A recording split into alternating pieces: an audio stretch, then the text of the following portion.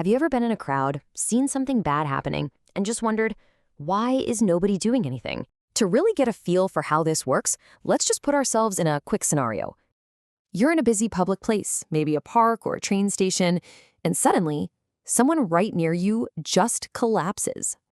And just like that, everything stops. Dozens of people turn their heads. All eyes are on the person on the ground. But here's where it gets really strange. For a few critical seconds, nobody moves. No one steps forward to help. And this isn't because people are mean or they don't care. It's because they've all walked straight into a psychological trap. And the scary part? Any of us could fall into it without even realizing it. You know, this isn't just a thought experiment. The whole reason we even know about the bystander effect is because of a truly tragic event that made an entire country ask some really uncomfortable questions. The story goes back to 1964. A woman named Kitty Genovese was attacked in New York. More than 30 people reportedly heard her cries for help, but precious minutes passed before anyone actually called the police. And by then, it was too late. This case just left everyone asking one deeply disturbing question. How could so many people do nothing? This wasn't just a headline. It was the spark that ignited decades of research into what happens to our brains in a crowd. So, what did all that research find? What are these invisible forces that can completely paralyze good, well-intentioned people? Well, it turns out it's a combination of three really powerful psychological triggers. At its core, the idea is shockingly simple. The more people who are dared to witness an emergency, the less likely it is that any single one of them will step up to help. It's a total paradox, right? More witnesses actually means less help. And this weird paradox isn't caused by just one thing. It's more like a perfect storm of three powerful psychological forces that all come together in a moment of crisis. First up, you've got diffusion of responsibility. See, if you're the only person there, 100% of the pressure to act is on you. But in a crowd, that pressure gets spread out. Your brain just naturally thinks, oh, I'm sure someone else is going to do something. The next one is called social proof. We are social creatures, you and I. We're constantly looking to other people for clues on how we're supposed to react. So if you look around and everyone else is just standing there looking calm, your brain gets the signal that no action is needed, even if your gut is telling you otherwise. And the final piece of the puzzle is the fear of judgment. I mean, nobody wants to be the person who panics over nothing, right? That fear of looking foolish or getting the situation wrong can be so paralyzing that it just feels safer, socially, to do nothing at all.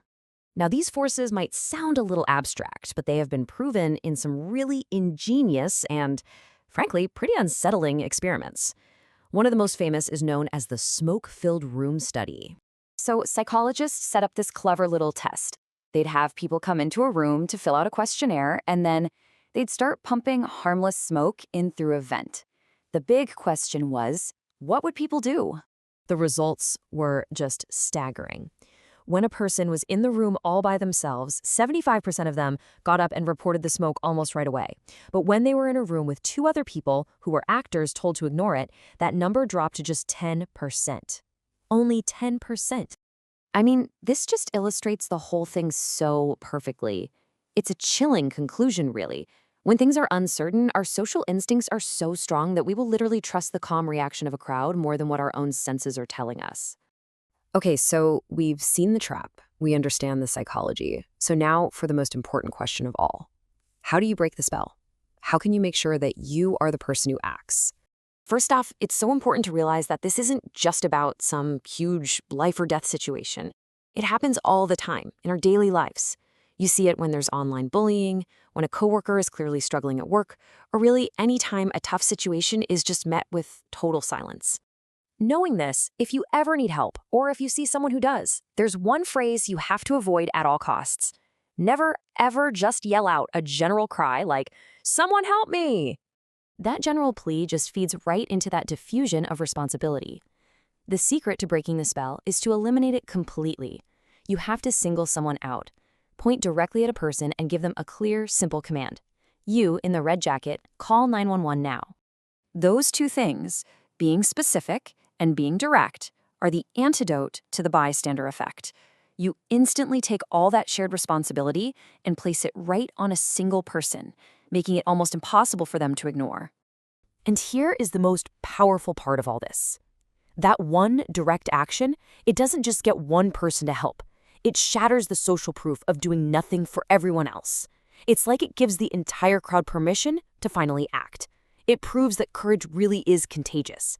So the only question left is, will you be the one to start the chain reaction?